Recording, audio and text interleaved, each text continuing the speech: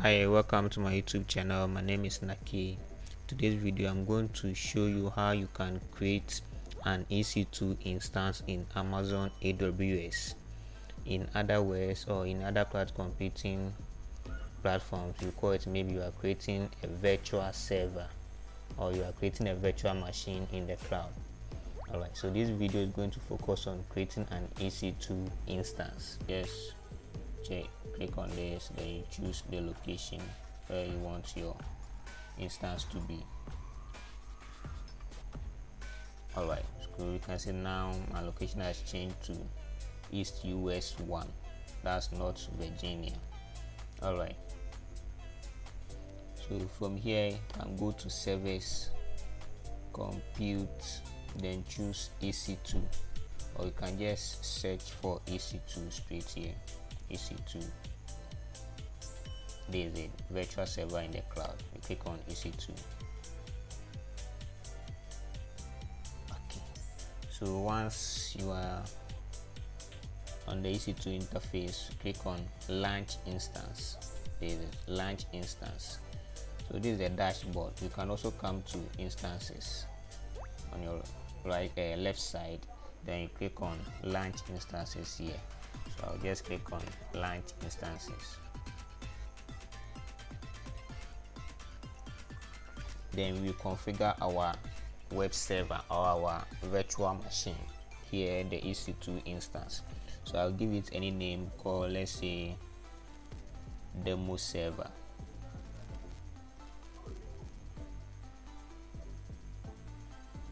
Then I will choose the type of OS, operating system, that I want my server to have. So we have Amazon Linux, Mac OS, Ubuntu, Microsoft, Red Hat, and other different operating systems.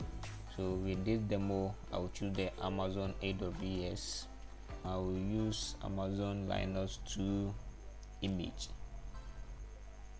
So this is the virtual machine image.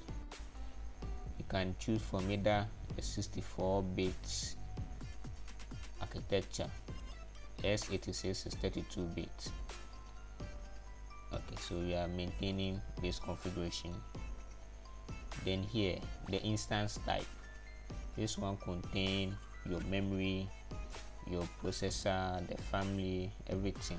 So because I'm using free tier, I will maintain the T2 micro, but if you are using other plans, you can, if you want higher processing power, you have 96 gig memory, 48 virtual CPUs there. You have different instance types that you can choose from, but because I'm using free tier, I'll go with the T2.micro, which contains 1 gig memory and 1 virtual CPU.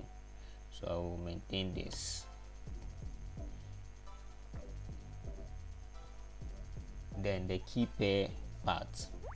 If you want to use SSH to log in remotely to your virtual machine, you need to enable the key pair, or you need to generate a key pair that will give you public and private keys where you can use to log in remotely into your instance. So I will create a new key pair. I'll give it a name, demo key. Then I'll use 40 for the connection. So I'll go with .ppk. That's all. Then create key. So the private key has been downloaded. There's a demo key. So use that one later for the connection. Alright. Then the other, we maintain the network settings for now. And here we have already allowed SSH where we use the private key to connect. You can also allow HTTP or HTTPS. I will allow HTTP for connection through the internet. Then with the security group, you can either create a new security group, or if you have other security groups, in subsequent videos I will show you how you can create a security group. You can choose from a security group here. I have a default one and this one, but for the purpose of this I will use the create security group. AWS will automatically give me a new security group where I can use to attach with my Linux server. So I will maintain that one. They will maintain other configuration. The storage, you can go with the 8 gig. This is just a demo. The root volume is like local disk C in Windows. That one will contain your operating system files.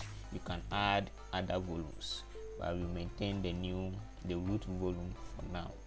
We have advanced details, will not touch that one. Then here, the number of instances. You can create 2 instances at a time, 2 virtual machines at a time, 10 virtual machines at a time. I will maintain one for now. We check everything is fine. So after everything, you can click on launch instance, or you can review the commands. It will show you a JSON format of all your configurations. After you check everything is done, you can close it, then you launch your instance. To take some time to wait. Alright, our instance is now created. So after here, you can just go back to our instance, click on instances. Let me refresh.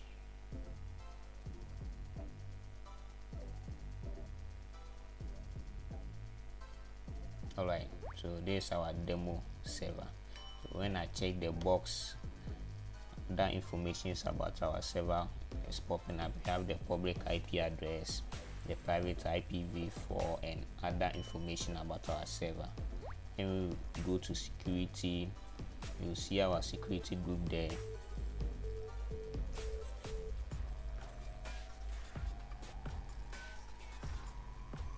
We have our security group. We have inbound and outbound rules. So you can see that automatically it is allowing SSH port 22 from anywhere IPv4, then HTTP port 80, because we allow those configurations when we were setting it up. We don't have any outbound rule for now. We only have one for all ports, all protocols. Alright, so that's it. This is how you can create an EC2 instance on Amazon AWS. Now let's try connecting using our HTTP. So just check your server, then go to connect.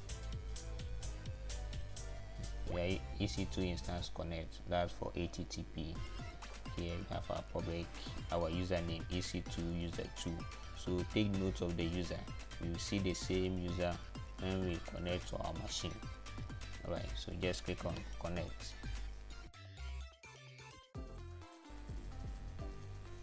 Yeah, that's it. We have successfully connected to our AWS Linux machine. We have our username here at our public IP address. So this is a Linux server, so you can do whatever you want to do in a Linux machine. ls, you can change directory to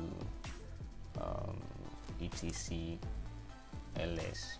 We have information here. You can do everything. You can do switch user root, sudo switch user. You can see the user is now root, not EC2 again. Whatever you want to do, you can do it like a normal Linux server. So this is connecting using the HTTP. If you want to use SSH2 to connect, watch out for the part 2 of this video. I'm going to show you how you can connect to your EC2 instance using the PuTTY application with the private key that we downloaded. Alright, remember to turn off your instance when you are not using it, because it costs. So you can see now the instance state is running. We have other states. We have stop instance, reboot instance if you want to reboot. If you want to delete, we have terminate here, that you can click on it to delete your instance. But now I can stop my instance. The stop means you are turning it off.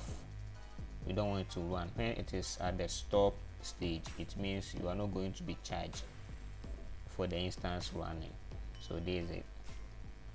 Thanks for watching. Subscribe to my YouTube channel. See you again in the next video. Bye.